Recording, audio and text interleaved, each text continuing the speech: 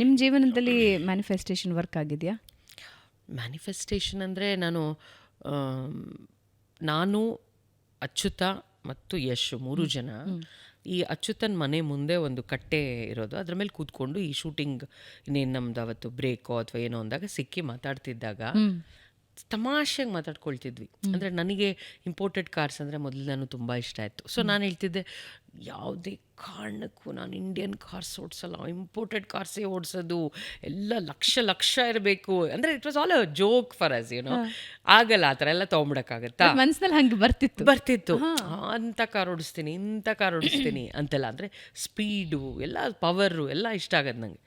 ಹಾಗೆ ಯಶು ಅಷ್ಟೇ, ತುಂಬ ಕಟ್ಔಟಿಗೆ ಹೂ ಬೀಳೋದು, ಪ್ರತಿಯೊಂದು he used to talk and we used to laugh about it.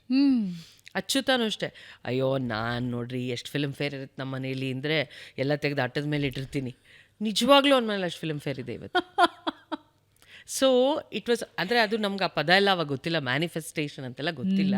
ಸುಮ್ಮನೆ ನಾವು ಕೂತ್ಕೊಂಡು ಮಾತಾಡ್ತಾ ಏನು ನಮ್ಮ ಬದುಕಿನಲ್ಲಿ ನಮ್ಗೆ ಅತ್ಯಂತ ಖುಷಿ ಕೊಡೋ ವಿಚಾರಗಳೇನು ಅಂತ ಮಾತಾಡ್ಕೋತಿದ್ವಿ. ಮೂರೂ ನಿಜ ಆಗಿದೆ ನಿಜವಾಗ್ಲೂ. ಅದನ್ನು ಸಿಕ್ಕಿದಾಗೆಲ್ಲ ಮಾತಾಡ್ಕೋತೀವಿ ನಾವು ಹೆಂಗಲ್ಲ ಅದು ಏನೋ ಮಾತಾಡ್ಕೋತಾ ಇದ್ವಿ, ಹುಚ್ಚುಚ್ಚಾಗಿ ನಗ್ತಿದ್ವಿ, ಹೆಂಗೆ ನಿಜ ಆಗೋಯ್ತು ಅದೆಲ್ಲ ಅಂತ we feel surprised sometimes.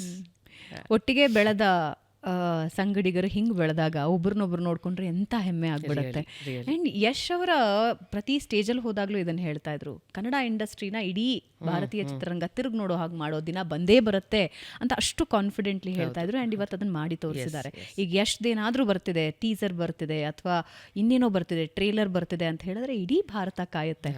How you feel about it? Very proud of him. ಅಂದರೆ ನಾನು ಫಸ್ಟ್ ಅವ್ನು ಎಂಟ್ರಾದಾಗಿಂದ ನೋಡ್ಕೊಂಬಂದಿದ್ದೀನಿ ಅಲ್ವಾ. ಅಂದರೆ ಈಗ ಫಸ್ಟ್ ಶಾಟ್ ನಂದು ಒಂದು ರೊಮ್ಯಾಂಟಿಕ್ ಸೀಕ್ವೆನ್ಸ್ ಇತ್ತು, which is almost shivering. So I like, ಹಂಗೆಲ್ಲ ನೋಡಿ, ಇವಾಗ ಶಾರುಖ್ ಖಾನ್ ಕಜೋಲ್ನ ನೆನ್ಸ್ಕೊ, ನಾವಿಬ್ರು ಶಾರುಖ್ ಕಜೋಲ್ ಥರ ಇಮ್ಯಾಜಿನ್. ಜನ ಈಗ ನಾವು ಆ ಮೂವಿ ನೋಡಿದಾಗ ಹೆಂಗೆ ಅನ್ಸುತ್ತೆ ಅವ್ರ ಕೆಮಿಸ್ಟ್ರಿ, ಹಂಗೆ ನಮ್ಮ ಕೆಮಿಸ್ಟ್ರಿ ಕಾಣಬೇಕು, ಅದು ಇದು ಅವ್ನಿಗೆಲ್ಲ ಸ್ವಲ್ಪ ತಲೆಗೆ ತುಂಬಿ ಚೆನ್ನಾಗಿ. He was so conscious, so scared. ಅಲ್ಲಿಂದ ನೋಡ್ಕೊಂಡು ಬಂದವಳು ಇವತ್ತು ಆ ಥರ ಒಂದು ವರ್ಲ್ಡ್ ವೈಡ್ ರೆಕಗ್ನಿಷನ್ ತೊಗೊಂಡಾಗ it's such a great feeling. I feel very proud of him. So ಯಾರು ಏನು ಅನ್ಕೊಳ್ತಾರೋ ಅದು ಖಂಡಿತ ಆಗ್ತಾರೆ. ಎಸ್ ಈ ಒಂದೇ ಒಂದು ಹೇಳ್ತೀನಿ Bhavana, perseverance very important. Perseverance correct. ನಿಮಗೆ ನಾನು ಆ ಗುರಿ ಮುಟ್ಟೋವರೆಗೂ ನಾನು I will not look back, I will walk forward ಅಂತ ಇರಬೇಕು. ಖಂಡಿತ ಹೋಗ್ತೀವಿ ಮುಂದೆ. ಪ್ರತಿಯೊಂದು ಹೆಜ್ಜೆಗೂ ನನಗನ್ಸಿಲ್ಲ ಅನ್ಕೋ, ಎಷ್ಟು ಸಲಿ ಅನಿಸಿದೆ ಅಂದರೆ ಭಾವನಾ, ಇಲ್ಲ ನಾನು ಹೊರಟ್ಬಿಡ್ತೀನಿ, ಬೇಡ. ಜನದ ಮುಂದೆ ನಾವು ಅದನ್ನು ತೋರಿಸ್ಕೊಳ್ದೇ ಇರ್ಬೋದು. ಇವಾಗ ನಾನು ಶೂಟಿಂಗ್ ಸ್ಪಾಟಲ್ಲಿ ನಾನು ನೋಡಿದ್ರೆ, ಏನು ಇವ್ರು dynamic check.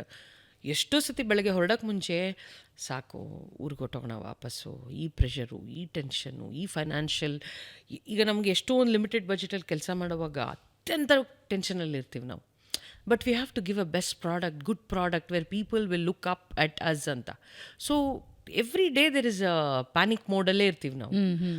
So we feel like running away, ಸಾಕೆಲ್ಲ ಪ್ಯಾಕಪ್ ಮಾಡಿ ಹೊರಟ್ಬಿಡೋಣ ಅಂತ. ಬಟ್ ನೋ, ಏನೋ ಅಂದ್ಕೊಂಡು ಬಂದಿದ್ದಲ್ವಾ, ಅದು ಗುರಿ ಮುಟ್ಟೋವರೆಗೂ ಯಾಕೆ ಹೊರಡಬೇಕು? ಇದ್ದು ನೋಡಬೇಕು. ಓಕೆ, ಇದು ಇಷ್ಟಿದೆಯಾ, ಓಕೆ ನೆಕ್ಸ್ಟ್ ಏನು ನೋಡೋಣ, ನೆಕ್ಸ್ಟ್ ಏನು. You have to keep moving, then you will achieve. ಅದಕ್ಕೆ ಒಂದು ಉದಾಹರಣೆ ನನ್ನ ಮುಂದೆ ಕೂತಿದ್ದಾರೆ.